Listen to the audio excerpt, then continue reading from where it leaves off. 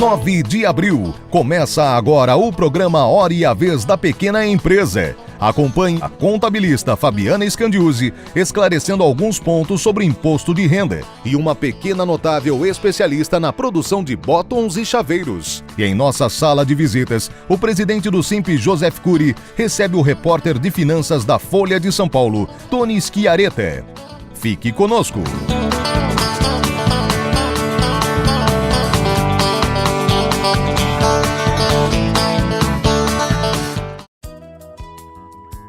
Conheça as novidades deste mês do cartão Simp de benefícios. Acesse cartãosimp.org.br.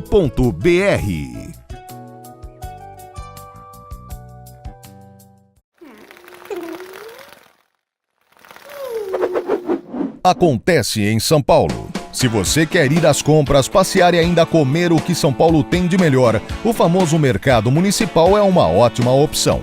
A visita ao Mercadão é ideal para ser feita com amigos, pois lá se pode parar, tomar uma cerveja ou um suco e, é claro, provar os tradicionais pastéis e sanduíches paulistanos. Além disso, é o único lugar da cidade onde é possível encontrar frutas fora de época. Abre às 5 horas da manhã para o público em geral, funciona de segunda a sábado até às 4 horas da tarde e fecha aos domingos.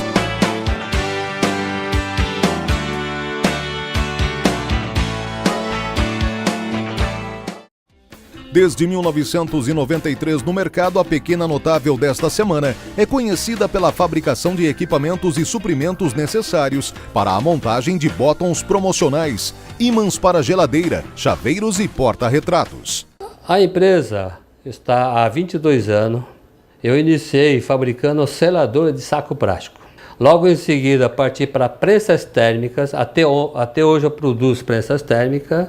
E prensa de bottom faz aproximadamente uns 18 anos que eu produzo isso. Ao longo dos anos, a empresa tem se aprimorado, agregando conhecimento, inovações e técnicas de trabalho. A nossa produção aqui na fábrica, praticamente 50% nós produzimos internamente. O que nós produzimos aqui? Seria a tampa do bottom, que são material feito em chapa de Flandre ou em alumínio.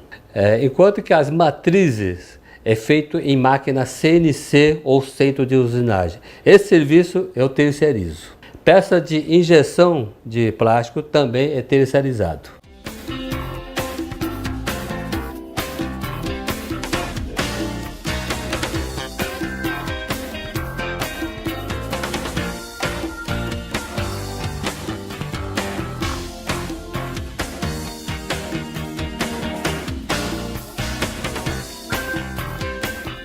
Abril chegou e este é o mês de prestar contas com o leão. A contabilista Fabiana Scandiuzzi alerta para os prazos de declaração e os cuidados que o contribuinte deve ter no preenchimento. Fique atento! Agora em abril é o último mês de elaboração e entrega da declaração de imposto de renda de pessoa física. Relembrando que o prazo é 29 de abril de 2016, levando em conta que dia 30, que é o prazo comum, é um sábado e é não considerado como dia útil. Portanto, esse ano o contribuinte tem um dia a menos para prestar conta com o leão. Quem está obrigado a entregar a declaração? Quem recebeu rendimentos tributáveis que, ao longo do ano, somaram R$ 28.123,91. Quem mais? Quem recebeu rendimentos isentos e não tributáveis ou rendimentos tributados em tributação definitiva de R$ 40 mil, ou quem tiver um patrimônio em bens e direitos de R$ 300 mil ou para mais. Quais são os principais cuidados que tem que se ter ao elaborar a declaração? Então, qual que é o primeiro erro que o contribuinte ele acaba cometendo? Ele mudou de emprego no meio do ano e aí ele declara um pagador e não declara outro. Ou ele estava registrado numa empresa, mas prestou um serviço como autônomo, ou abriu a sua empresa no meio do ano. Bom, essas situações são situações que comprometem a declaração. Por quê? Porque a partir do momento que o contribuinte entrega a declaração dele, existe um cruzamento entre o que o declarante, pessoa jurídica, ou seja, quem pagou a ele o recurso, declarou, que foi em fevereiro essa declaração, com quem ele vai declarar em março e abril. Cruzamento dessas informações, quando não bate, quando tem preenchimento equivocado, gera a divergência e gera o contribuinte para a malha fina. Outro erro grande que o contribuinte comete é imóvel. Compra um imóvel, ele ainda não tem a escritura definitiva, mas ele não lança esse valor. Ou ele esquece de lançar a dívida bancária, porque ele comprou um imóvel financiado.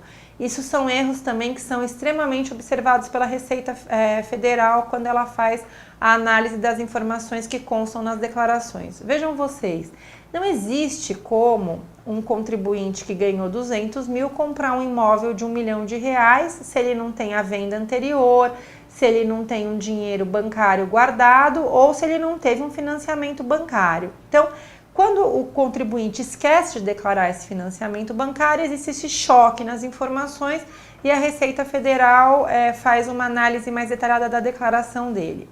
Pagamento que o contribuinte efetuou ao longo de 2015, como por exemplo médico, plano de saúde, escola de dependentes, precisa lançar CPF, precisa lançar o nome do prestador de serviço e principalmente o valor da consulta. Tem uma informação muito importante aí. Quando a gente fala de valor da consulta, é o valor total, é o valor que consta no recibo. Do lado existe um campo que é valor não reembolsado, ou melhor, valor que não serve para dedução do imposto de renda. Esse campo deve ser preenchido com o valor que o contribuinte recebeu de restituição do plano de saúde. Esse é um erro muito comum, as pessoas esquecem de pedir aí os reembolsos dos planos de saúde, né, do extrato de reembolso do plano de saúde, melhor colocando, para preencher a declaração. E isso também é motivo de que o contribuinte fique retido para uma análise em malha fina. CPF, CNPJ informado errado, também prende a declaração do contribuinte. E claro, a declaração presa, restituição presa, essa restituição posterga a ser feita. Essas são as dicas que a gente tinha para hoje. Ficamos aqui à disposição ao longo de abril para tirarmos eventuais dúvidas que vocês possam ter quando do preenchimento da declaração.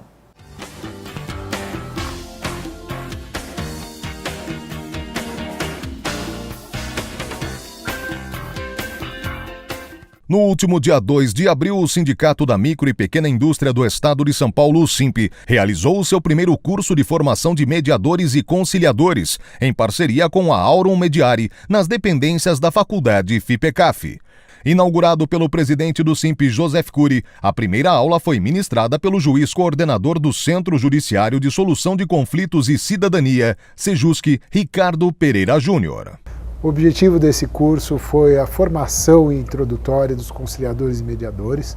Nós explicamos aqui as razões das políticas públicas de mediação e conciliação sugeridas pelo Conselho Nacional de Justiça e passamos aí a apresentar também os resultados de efetividade dessa política pública para a atuação do Poder Judiciário de uma forma geral. Colocamos principalmente que a conciliação e a mediação se apresentam como um novo produto do Poder Judiciário colocado à disposição da população em geral com alto poder de eficácia e satisfação.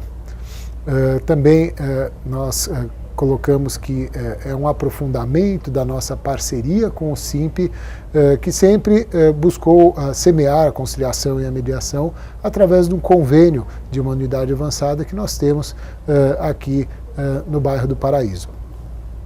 O SIMP sempre foi parceiro e agora ele veio a participar também da formação de conciliadores e mediadores, ofertando esse curso.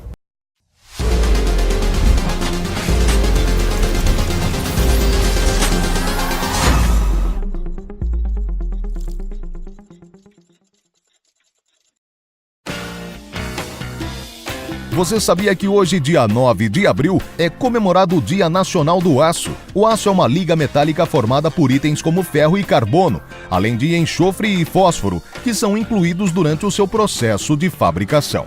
Comemora-se no dia 9 de abril porque a Companhia Siderúrgica Nacional foi fundada nessa data. Essa, você sabia?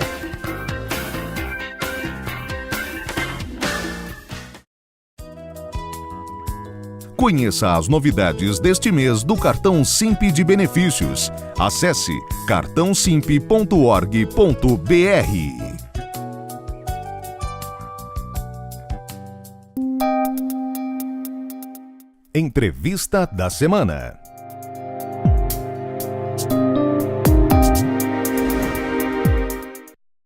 O nosso convidado de hoje é Tony Ciaretta.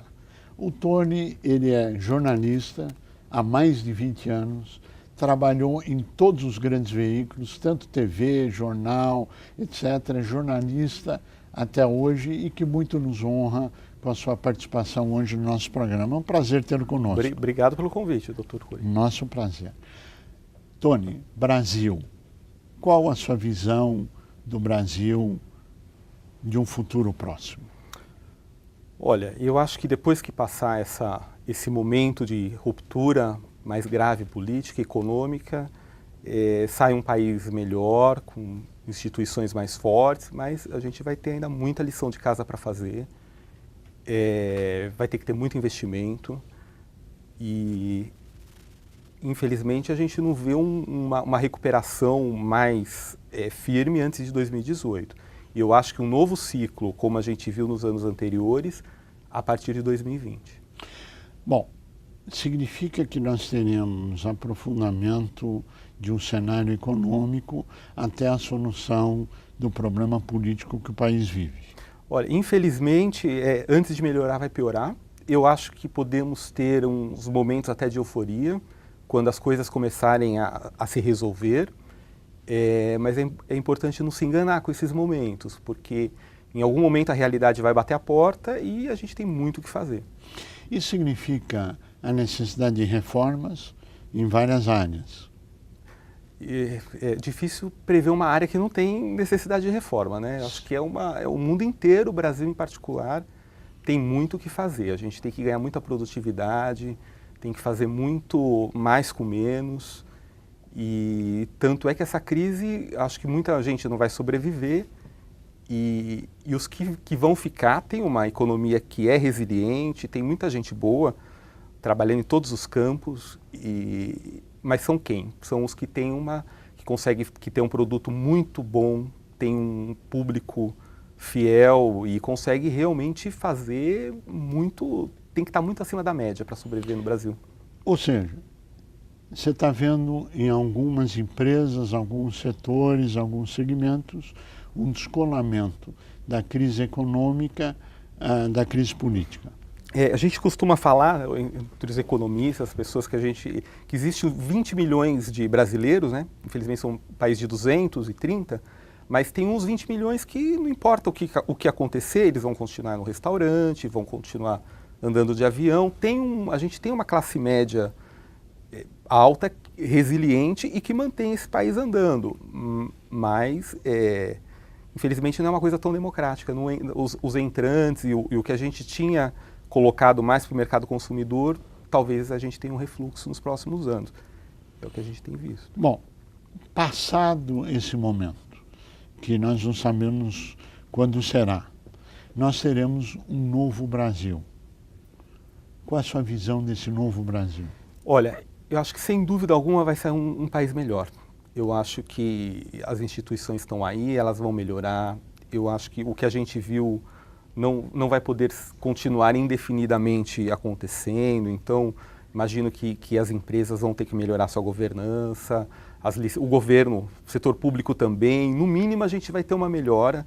Muita gente vai ficar por aí. Eu acho que isso vai quebrar muita gente. Mas vamos nos preparar para um novo ciclo que fatalmente vai acontecer. Mas esse Brasil novo, você vê um Brasil mais justo, um Brasil melhor? Eu brasileiro, né? Eu sou otimista. Eu acho que sim, acho que a gente sai melhor disso, sim, com certeza. Mas, de novo, não podemos nos enganar, porque vamos ter momentos de euforia, né? Então, claro. Esse momento de ruptura, a última vez que a gente viu foi há 20 anos, né? Não dá para viver indefinidamente nisso.